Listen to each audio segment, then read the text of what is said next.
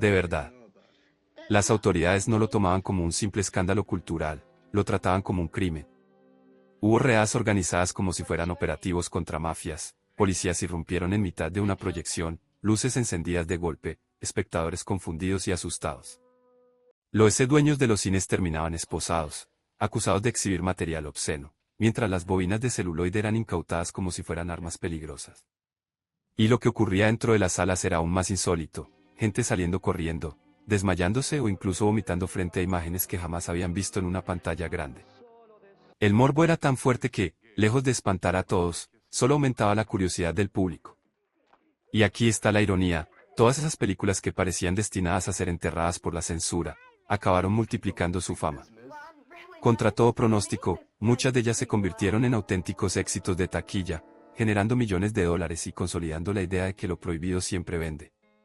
Olvídate del Grindhouse que más tarde se convertiría en sinónimo de cine marginal y violento. Antes de que esa etiqueta existiera, en los años 60 surgió un grupo de películas imposibles de ignorar. Cintas de explotación tan grotescas, tan brutales y tan moralmente perturbadoras que traspasaron cualquier límite establecido por los censores. No hablamos de películas mal vistas, sino de películas perseguidas legalmente, prohibidas en países enteros, clasificadas como peligrosas para la moral pública. Eran tan explícitas que ni los programadores de los cines más decadentes se atrevían siempre a proyectarlas, porque sabían que tarde o temprano la policía llamaría a la puerta. Se convirtieron en leyendas urbanas vivientes, rumores de escenas tan extremas que parecía imposible que hubieran sido rodadas, pero que, al mismo tiempo, todos querían ver con sus propios ojos. Bloodfest, 1963. Aquí empezó todo. La piedra angular del gore moderno. Una película que, sin presupuesto, sin grandes actores y sin efectos realistas, se atrevió a mostrar lo que hasta entonces era impensable, asesinatos y desmembramientos explícitos como centro del espectáculo. La historia era delirante. Un comerciante egipcio aparentemente normal en Miami se dedicaba en secreto a secuestrar mujeres jóvenes, asesinadas brutalmente y arrancar sus órganos para utilizarlos en un ritual macabro con el fin de resucitar a una diosa pagana. Pero la idea se volvía aún más grotesca cuando manipulaba a una adinerada socialité para que lo contratara como chef en la fiesta de su hija. Lo que debía ser un elegante banquete de sociedad, terminaba transformándose en una orgía de sangre y mutilaciones. El público de la época jamás había visto algo así, y la incredulidad era tan grande que muchos pensaron que nadie volvería a atreverse a mostrar semejante nivel de violencia en pantalla. Lo cierto es que acababan de presenciar el nacimiento de un género completamente nuevo. El director, Ansel Gordon Lewis, sabía perfectamente lo que estaba haciendo. No fue el inventor de la sangre en el cine, pero fue el primero en entender que la sangre podría ser el principal atractivo de una película, el gancho publicitario definitivo. Su objetivo no era contar una buena historia ni sorprender con actuaciones memorables. Todo lo contrario, lo importante era provocar una reacción física en el espectador, incomodar, hacerlo mirar hacia otro lado o sentir náuseas. Visualmente, la película era cutre, con litros de pintura roja haciendo sangre, interpretaciones casi amateurs y escenarios que parecían sacados de un teatro escolar. Pero precisamente esa crudeza, esa falta de artificio, la volvía todavía más chocante. Con Bloodfest, Lewis no solo firmó un experimento barato, creó la base de lo que hoy conocemos como splatter, el subgénero que convirtió la violencia explícita en un espectáculo de masas. A partir de ahí, todo cambió para siempre. Love Camp 7 1969. Dos espías americanas se infiltran en un campo de concentración nazi que, lejos de ser un lugar de castigo tradicional, había sido convertido en un burdel exclusivo para oficiales del Tercer Reich. En teoría, la misión era clara, rescatar a un científico prisionero que poseía información crucial. Pero en la práctica, lo que aparecía en pantalla era otra cosa, una sucesión interminable de escenas de violencia sexual, degradación y humillación llevadas al límite. Las protagonistas eran reducidas a objetos de tortura y placer, y la trama, en lugar de avanzar, se regodeaba en un espectáculo morboso que dejaba a muchos espectadores en estado de shock. Era un cine que no pedía reflexión ni empatía, solo buscaba provocar el mayor escándalo posible. Dirigida por Lee Frost, esta película se convirtió en el punto de partida del género conocido como Nazi Exploitation. Un subgénero que mezclaba la brutalidad de los campos de concentración con el erotismo más sórdido, explotando el tabú absoluto de representar el nazismo como escenario de placer y sadismo. Los censores de todo el mundo reaccionaron con furia. Fue prohibida en Canadá, vetada en Reino Unido e incluida años después en la infame lista de Video Nasties, aquellas películas consideradas tan moralmente repugnantes que ni siquiera podían circular en VHS.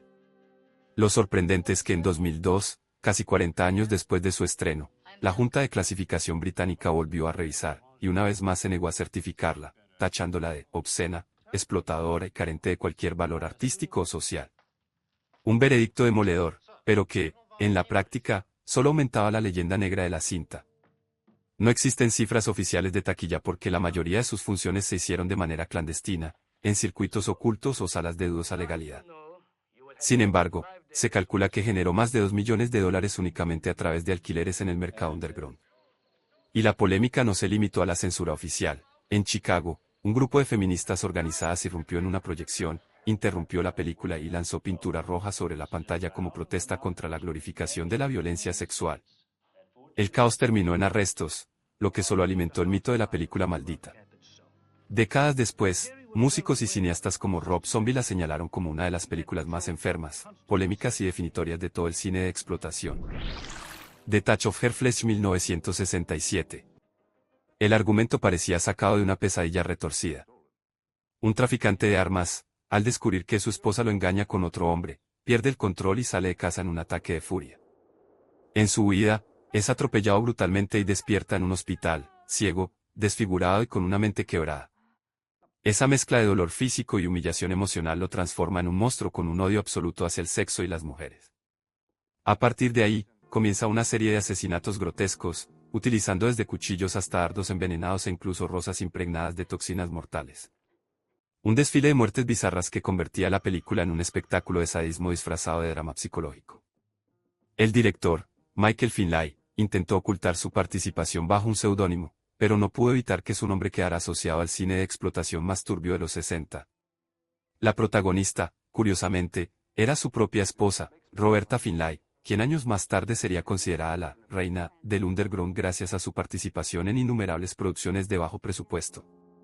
La película fue inmediatamente atacada por las juntas de censura.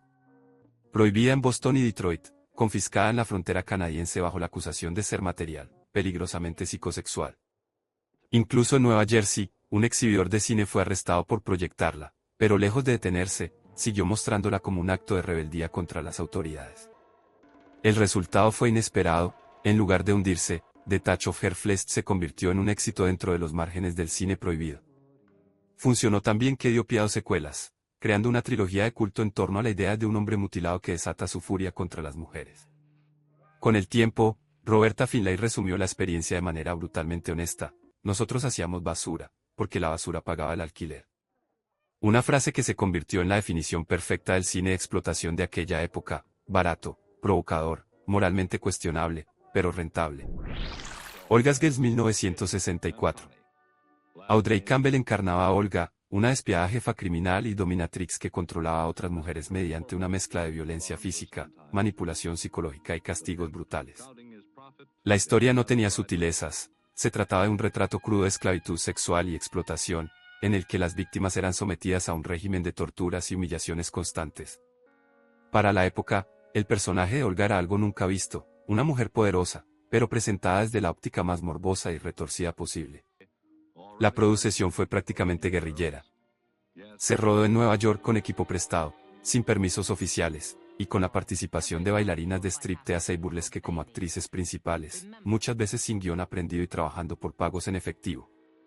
El sonido directo era tan deficiente que todo fue doblado posteriormente en estudios improvisados, lo que le daba un aire aún más tosco y clandestino. Ese estilo, lejos de restarle impacto, lo aumentaba. Parecía una película hecha en los márgenes de la legalidad, como si el simple acto de verla ya fuera un desafío a la censura. El escándalo fue inmediato. La sola premisa bastó para indignar a medio país. En ciudades como Chicago, Los Ángeles y Boston fue prohibida de manera categórica.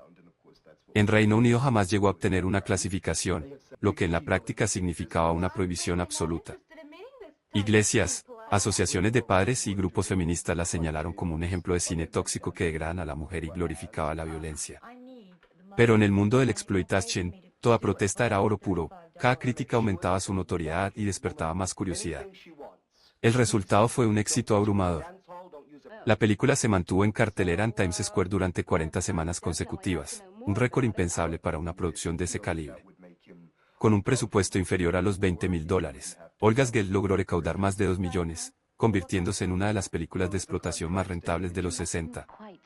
Era el negocio perfecto, barato, escandaloso y con una audiencia fiel que buscaba precisamente aquello que la sociedad intentaba prohibirles.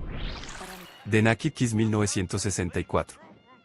Bajo la dirección del intransigente Samuel Fuller, esta película se atrevió a tocar temas que en ese entonces eran prácticamente intocables en Hollywood. La protagonista era Kelly, una prostituta que, harta de la vida en la calle, decide escapar de su pasado y reconstruir su existencia en un pequeño pueblo. Allí intenta redimirse cuidando a niños discapacitados y, poco a poco, se involucra con el hombre más influyente y respetado de la comunidad. Todo parecía ir hacia un camino de redención y segundas oportunidades, hasta que Kelly descubre un secreto atroz oculto tras la fachada de ese hombre perfecto. La revelación la empuja a asesinarlo como un teléfono, un acto brutal que desata la furia del pueblo entero contra ella. La película fue inmediatamente considerada demasiado polémica. La Liga Católica de Decencia la condenó de manera frontal, y muchos dueños de cines recibieron advertencias de que podrían perder sus licencias si se atrevían a proyectarla. En varios países fue baneada por completo, y en Reino Unido permaneció prohibida hasta 1990, casi 30 años después de su estreno. Durante décadas fue tratada como un error, un exceso del que nadie quería hacerse cargo. Sin embargo, el tiempo terminó dándole la razón a Fuller. Hoy, cineastas como Quentin Tarantino la citan como un ejemplo adelantado a su época, un filme que rompió con las convenciones narrativas del melodrama y se atrevió a mostrar el lado más oscuro de la moralidad. Martin Scorsese, por su parte, ha reconocido la influencia de Fuller en su propio cine, calificándolo como un verdadero punk en un Hollywood que rara vez toleraba semejante audacia. Lo que en su momento fue considerado un escándalo, hoy se ve como una obra pionera. Fuego 1969. Protagonizada por Isabel Sarli, la diva argentina más controversial de su tiempo, Fuego se presentó como una historia de deseo imposible de contener. Sarli interpretaba a una mujer de clase alta cuya vida estaba marcada por una sexualidad desbordante y un apetito erótico que ni siquiera su esposo era capaz de saciar. La película no se andaba con rodeos, el sexo no era sugerido ni insinuado, era mostrado de manera frontal y sin filtros, lo que la convirtió en dinamita pura para la censura de finales de los 60. El rodaje se realizó en Argentina en plena dictadura militar, en un contexto donde el control cultural y moral era feroz. Era inevitable, Fuego fue prohibido de inmediato en su país natal. Pero lo que parecía al final se transformó en oportunidad cuando el productor Harry Novak, un verdadero rey del cine de explotación en Estados Unidos, adquirió los derechos. Convirtió la película en un producto de exportación, le dio clasificación X y la promociona como un soft latinoamericano, apelando al exotismo y al morbo para atraer al público estadounidense. El impacto fue inmediato. El cineasta John Waters, conocido por su fascinación por lo marginal y lo trash, declaró que Fuego era una de sus películas favoritas, incluyéndose entre sus joyas del cine basura.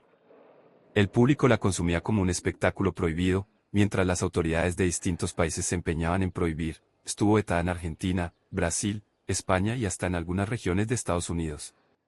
Lo más sorprendente fue el destino de Isabel Sarli. A pesar de la persecución, el desprecio de la censura y las constantes críticas, con los años terminó siendo reconocida como un ícono cultural. El gobierno argentino incluso la homenajeó, otorgando el título de embajadora de la cultura popular.